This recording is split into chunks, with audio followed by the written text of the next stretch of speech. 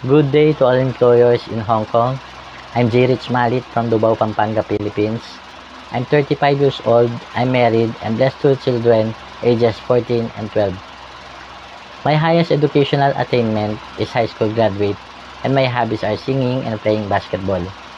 I work as a helper here in Philippines for 5 years, and I have served 6 members of the family, including 2 children, ages 3 and 10.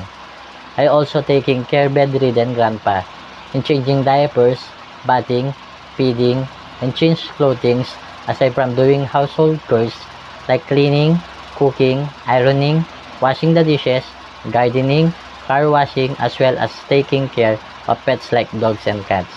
I like to work in Hong Kong because I want to earn money for my family needs and to help savings for my kids' future. To my future employer, please hire me as your helper because I'm loyal, trustworthy, and hard-working man. I promise to do all my duties and responsibilities. Thank you, and I'm looking forward to work with you as soon as possible. God bless.